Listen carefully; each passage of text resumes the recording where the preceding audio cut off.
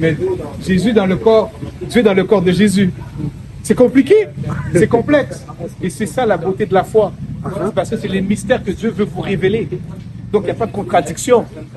Tu comprends? Tu ne peux pas chercher à dire je n'y crois pas ou non, c'est chercher à comprendre qu'est-ce que Dieu veut te révéler. Et c'est ça la beauté de la chrétienté, c'est que Dieu ne vous force pas, comme je disais tantôt. Il vous appelle à venir vers lui, volontairement. Il veut toucher vos cœurs, il veut vous transformer, parce qu'il veut le meilleur pour vous, il veut la vie éternelle.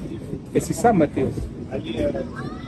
Donc vous comprenez au moins la beauté de tout ça, c'est que Dieu nous aime tellement qu'il a donné la grâce pour tout le monde. Tout le monde. Tout le monde. C'est fou quand même, non? Le violeur, le batteur de femmes, le criminel, le bon, le gentil, le père méchant, la femme adultère, tout le monde. Il veut donner la grâce à tout le monde. Et c'est gratuit. Il le donne. Si tu veux le prendre, il te le donne aussi, Matthieu.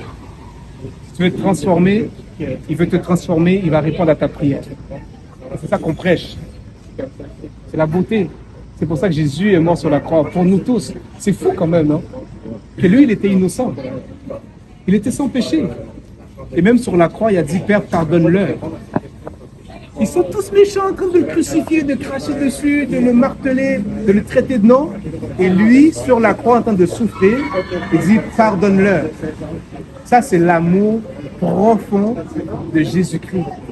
L'amour de Dieu en la personne de Jésus-Christ. C'est l'amour qu'il y a pour toi, Matthieu. C'est l'amour qu'il y a pour toi aussi. Son amour est profond.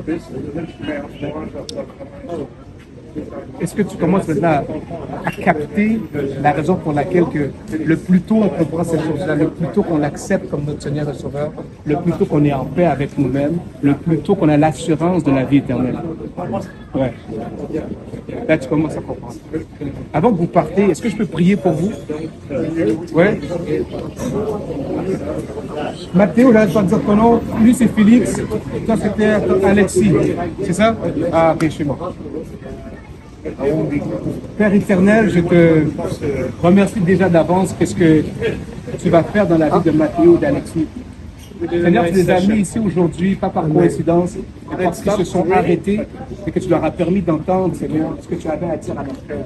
Je te remercie déjà d'avance, encore une fois, Papa, pour la transformation que tu t'apprêtes à faire dans la vie de Mathéo et d'Alexis. Seigneur, je prie que tu te révèles à Mathéo davantage, que ta lumière brille sur lui. Et dans la vie d'Alexis, Seigneur, que tu le transformes son cœur, que tu transformes son intelligence, que tu le renouvelles, Seigneur. Que ce soit tes pensées, non ses pensées. Amen. Seigneur, que ce soit ton cœur que tu mets dans le cœur de Mathéo. À partir d'aujourd'hui, cet Esprit de Dieu remplit ces jeunes hommes. Alléluia. Seigneur, le chemin que tu as couru, c'est un chemin qui est parfait. C'est un chemin, Seigneur, que malgré les épreuves, tu es déjà là, Seigneur, tu les as secourus. Seigneur, tu les rends forts. Amen. Fortifie ces jeunes hommes, Seigneur. Qu'à partir d'aujourd'hui, Seigneur, que leur vie ne soit plus la même. Qu'ils marchent renouvelés.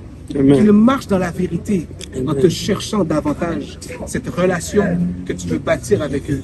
Cet Esprit de Dieu, accompagne-les. Remplis-le de ton feu. Au nom puissant de Jésus. Restaure leur cœur. Restaure leur âme. Seigneur, révèle-toi à eux.